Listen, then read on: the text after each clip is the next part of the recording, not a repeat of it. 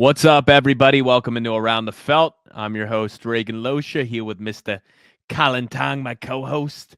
We're going to be doing the Chargers season recap. We're both going to be giving them letter grades from this season of 2024.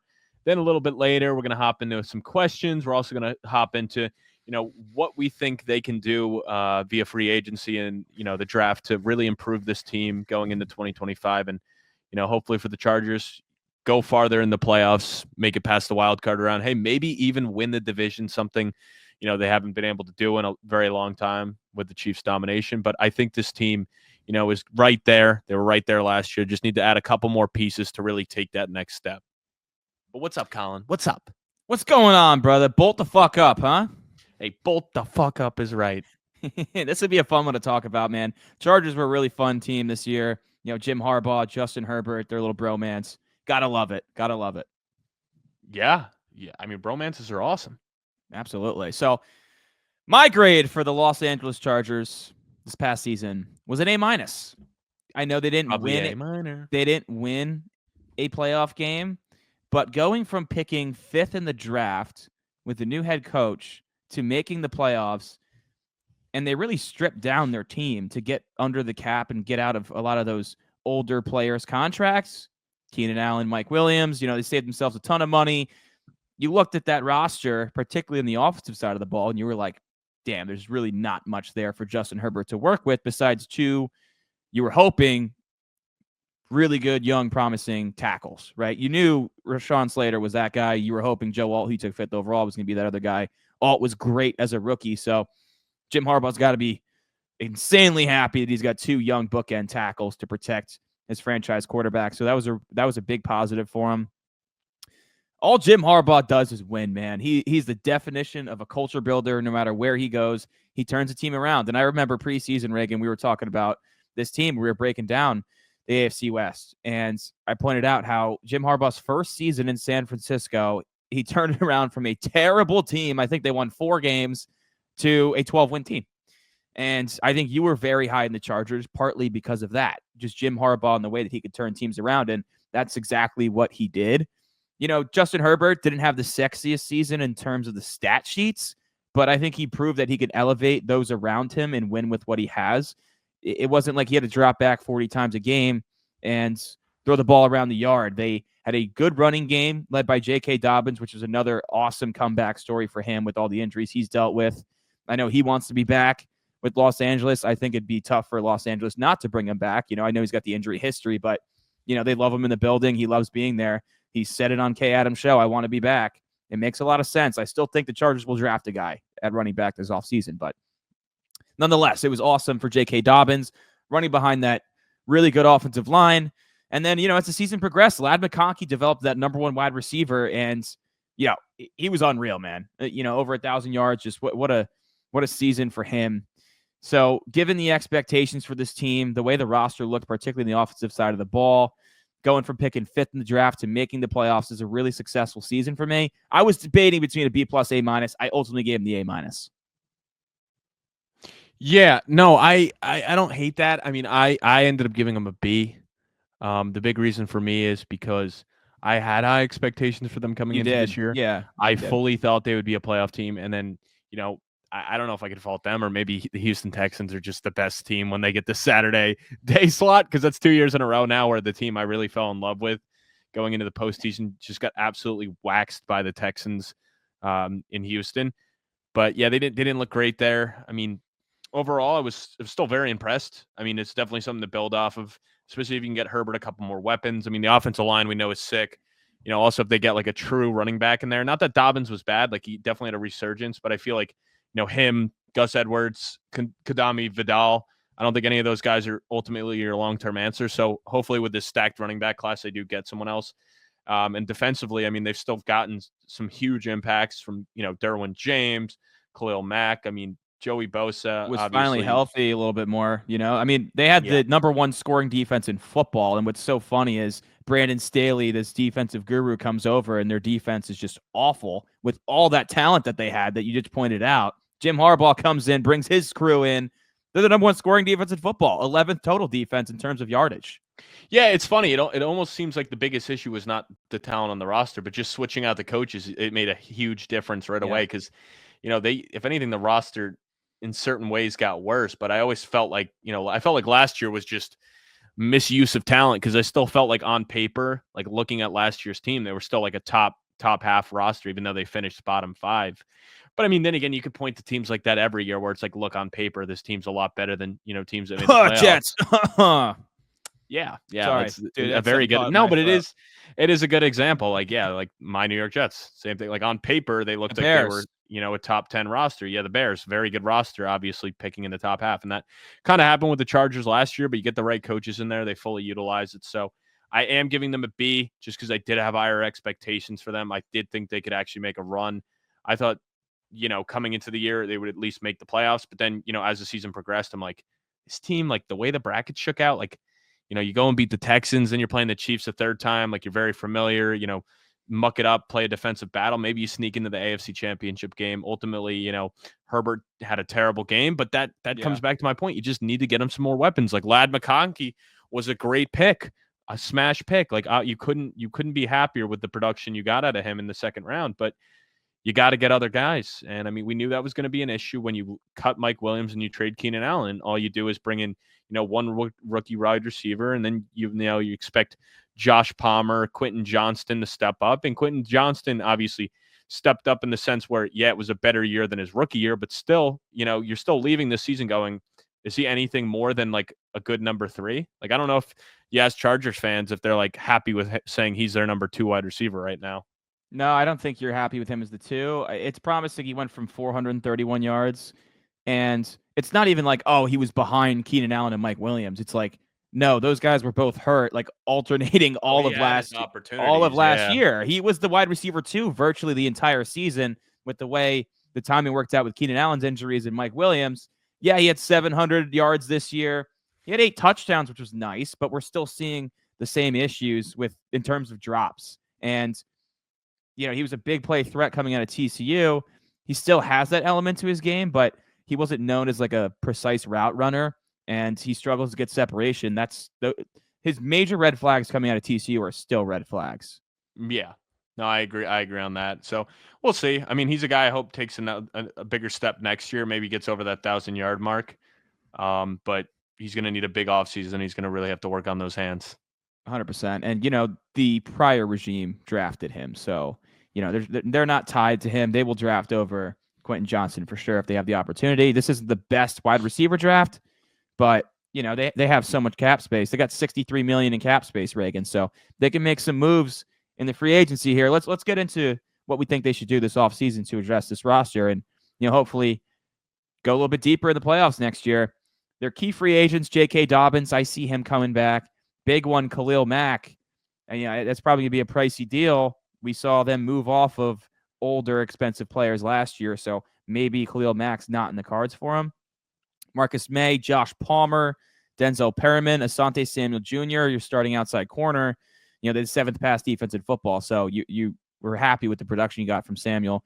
Tony Jefferson and Hayden Hurst. Your tight end's also leaving, so you're going to need some more weapons then. And I know a lot of people are looking at the Chargers here in the draft and Colston Loveland, the Michigan I was about to say it. That's exactly what I was looking to say. It just makes too much sense where everyone's like, oh, you're going to put that in your mock draft. It's like, it just makes too much sense. Sometimes it does, Yeah, I mean, it's a big need for them. I'd say, that was a big part of what they were missing. I mean, Stone Smart did have some big plays for them, but I don't think he is your future tight end. I mean, and they had so many different guys. I mean, we saw Will Dissly, also have some big plays, but I think they need to get a true, playmaker, a guy that you can use in the run game and the pass game. And, John Harbaugh ultimately coached, very familiar, or Jim, sorry, Chargers fans. I'm sorry. But ultimately coached. So I don't hate that pick at all. I mean, I think you could also go on the defensive side of the ball as well. If they are looking to move on from one of those edge rushers, I mean, at 22, I know this is a deep class for edge rushers, especially towards the back half. I think a lot of guys will start to go that don't go in the top 10, but I think they'll start to fall in that range. I also don't even hate the idea of this team trading back potentially and getting some more capital. Especially the way the quarterbacks are going right now and like how many teams are needy. Like if it gets to a point where, Jackson Dart's starting to, fall back and teams are panicking, like we don't have a quarterback, like we don't know, maybe you could capitalize on a team trying to trade back in who has an early second rounder trying to get that 5th-year option even. I like that call out of you. Because I don't necessarily know if the Chargers have a ton of holes where there's like a guy at 22 they're going to get that is going to be a franchise changer. So I think they can afford to trade back and try to fill some of these holes. But I think ultimately I would like to see them, get Herbert a couple weapons on offense. The O-line, I don't think they need to address right now. And defensively, like I said, edge, I wouldn't hate them, continuing to add to their secondary as well. But we'll see. We'll see. They got a lot of cap space to play with here, and this seems very unlikely, but probably the top free agent this year is T. Higgins, and talking about throwing the tag on him again, and T. Higgins' mother is like, oh, that she's all pissed off, like this is disrespectful. T. Higgins clearly does not want to be tagged. He wants to be in Cincinnati. I know Trevor Lawrence was saying, hey, we'd love to have T in Jacksonville, but I think if T. Higgins shakes loose, the Chargers might be one of the biggest players for his services. And then also, Keenan Allen said during this season he's either re-signing with the Bears or going back to the Chargers. I don't know. They should not bring him back. Anyone I think told that would be him a anything? mistake. Yeah, because he's going to mistake. Ladd's your guy in the slot, right? Like I don't see Keenan Allen being that guy. Now, if it's like a cheap deal and he just wants to play one last year of his career and you can get him for a good bargain, and you got the space on a 1-year deal, I wouldn't hate it in that scenario, but I don't think he's going to be the top of their list. I just don't think you need to bring him back. I think you got the slot covered. Like Ladd was, arguably one of the, top slot receivers last year. Not only one of the top rookies, but one of the top slot receivers in the league. So I don't think you need to bring a guy that was Justin Herbert's number one guy, slot receiver, go-to guy back into the fold, because I think ultimately that would hurt Ladd's development. Like even if it's a cheap deal, I think it's just, you traded him. He left. He went to Chicago, closed the book on that. I don't care. I just don't think you need that back into the locker room. And I'm not saying he's, a locker room issue, but he's also a guy that proved most of his career in LA that he couldn't stay healthy anyway. So I don't think you bring him back. I mean, I guess I could see it on a 1-year deal, but ultimately I just stay away from that. I'd rather see them, go out and draft someone early or go out and pay someone, but I still don't even love this wide receiver class. And I don't know if they're the team that I'm looking at trying to take shots on, like an Elijah Moore or Hollywood Brown, some of those younger guys that are there. I mean, maybe, I don't know. What about an Amari Cooper or a Stephon Diggs, a veteran that's going to play on the outside? Same thing with Diggs, though, bro. Like he's more of a slot guy. He's coming off an injury and he brings so much like just attention and diviness. I don't hate Amari Cooper at all. That's one I like a lot more, because I think, Buffalo, it wasn't necessarily Cooper faltering. It was more just like him buying into what Buffalo was trying to do. And he's not one of those guys that's going to complain about targets. Like he bought into what they wanted to do. They wanted to run the ball first. They didn't need Josh Allen to, throw the ball 40 times a game like he did earlier in his career. So I think he was just, unfortunately hurt by the product of the style Buffalo wanted to run. Yeah, I'd agree with you. And then, I mean, you have so much money where you can bring back Khalil Mack. I just don't know if they will, but then edge becomes that opposite guy from Joey Bosa, who, I mean, you really can't bank on Joey Bosa playing a full 17-game slate as well. So edge becomes a very big need. If you're not going to bring back Khalil Mack, like, you got to draft someone. Yeah, I think it makes a lot of sense in the first round. If you don't go the tight end route, it makes a lot of sense. I think like a Jim Harbaugh, like ideal draft would be Colston Loveland at 22 and one of these premier backs in round 2. But, I mean, Hassan Reddick, he doesn't strike me as a Jim Harbaugh guy. You could potentially go out and pay Josh Sweat, but he might be more expensive than Khalil Mack given their ages. You know what I mean? Yeah. It's really not a very good free agent class at edge. So I think that's something that should be addressed in the draft. Maybe they could take a flyer on a Chase Young or an Azeez Ojulari. Yeah, I mean, it's just tough. It's because a lot of these guys you've named just like have faltered off. But I mean, none of them really stand out for the just Chargers. Like slapping a Band-Aid. Like you could throw lipstick on a pig, but it don't mean it's pretty. So I don't know. Yeah, and if Asante Samuel's a free agent, I could see them bringing him back for sure. Yeah. No, I mean, it'll be interesting, but ultimately, I'd say they're in a really good spot, and so I think we can bring Drock in here. Are you ready? Yeah, let's get Drock's ass in here. Drock's ass has arrived. Let's go, Drock. One question Drock has for us. Ooh, tough question. Is Justin Herbert overrated, or is he just a victim of a cursed franchise? Oh, wow. Overrated tag getting thrown around here. I don't think he's overrated.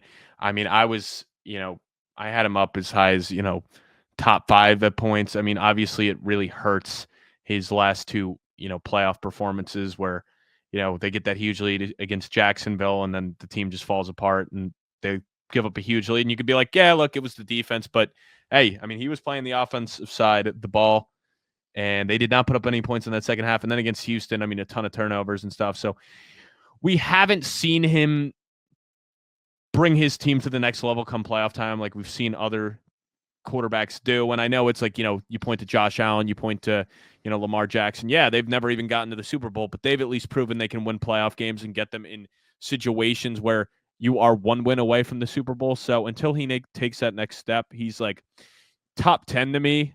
I think ultimately he has to win a couple playoff games before to get into that top 5 because right now it's hard to even put him above like, a Matt Stafford at this point. I mean, even Jaden Daniels, I mean, within 1 year, he's already accomplished more than Justin Herbert has. Like Herbert doesn't even have a playoff win yet. And I know it's ultimately a team sport, but if you're going to be getting this like tag of generational talent, I think at a certain point you have to will your team to win a playoff game. So I think he's overrated. If you're trying to say he's like a top 5 guy, yeah, he's overrated. But if you view him as, top 10, I feel like to me, that's where he's at. So I don't know. Where do you kind of fall on it? Yeah, I think he's in that tier 2 or 3, depending on how you build your tiers. Like if you're saying Pat Mahomes is his own tier in number 1, then I'm going to have Herbert in tier 3. If you're grouping Mahomes in with like that upper echelon guys, then I say he's tier 2. I don't think he's overrated. I think he's regarded in that like 6 to 10 range, as you mentioned. I mean, the guy had 23 touchdowns and 3 picks this year. Like for a team that didn't really have much out wide until Ladd McConkey developed throughout the season, became the go-to guy. That's pretty damn good. We've seen him throw for 5,000 yards in his career. Yeah. He is a stud. He's elite. He's proven that he can elevate those around him. But as you mentioned, Reagan, that's the biggest thing. Yeah. When are you gonna get a playoff win? Because you were terrible this year and you blew that game. Now, Brandon Staley also very much to blame there. But you guys blew that game to Jacksonville a couple years back, and that's the biggest thing where it's like, it's not even like you're that level where with Lamar and Allen, where it's like, oh, you can't get to the Super Bowl. It's you can't win a playoff game yet. Yeah. So I guess ultimately from, talking about all this, I guess he is overrated ultimately. I mean, the guys we're going to compare him to, like, if you put him in the Matt Stafford, I mean, I guess who else? Jaden Daniels, Jordan Love, Brock Purdy. I mean, all these guys have won playoff games. But he's better than Brock Purdy. Let's not go too far here, dude. Come on. But Herbert's better than Brock Purdy. You could argue Stafford. You could argue Daniels. He's better, but like, I also think he's better than Jordan Love. Yeah, I mean, he probably is, but like he's closer to me, he's closer to them than he is to the, elite of the elite. I would agree there. So just I would say he is overrated because people try to put Herbert in their top 5, and I think you can't. So I would say ultimately he is overrated because people try to put him in top 5 when it's like, this guy obviously doesn't turn over the ball a lot unless it's the playoffs or the biggest stage. He did turn it over a lot. He had more interceptions in that one playoff game than he did the entire season, which is crazy and speaks to like how good he is. But also it's like, it doesn't matter because at the biggest stage you crumbled. And at the end of the day, what's the point of playing football but winning Super Bowls and, upping your game? And the only way to be considered in the elite is to do it at when the stage is brightest and the biggest stage, lights are brightest. And he hasn't been able to do that. So yeah, he's overrated. I say he's properly rated depending on who you talk to. Like, I'm not throwing him in the top 5 right now, but I'd be comfortable with him at 6, 7, 8. You could argue it. That's a great question, Trock. Good work out of you. That wraps up our Chargers 2024 season recap and off-season outlook. Reagan, any last words, my friend? Yeah, I would just Chargers fans that are listening, or maybe you're not even a Chargers fan, but like, drop a comment. I mean, like, what do you want your team to do here? Like, who would you like to see the Chargers draft? Give us a like on the video, drop a comment. We just like to hear your thoughts on this. We always like interacting with different fans of different teams. So curious, kind of how you saw this season going for your team, like what you felt with it, and where you want them to go in 2025. Yeah, and start going at us for saying Justin Herbert might be slightly overrated. We'd appreciate some good friendly banter. Yeah, come at our throat.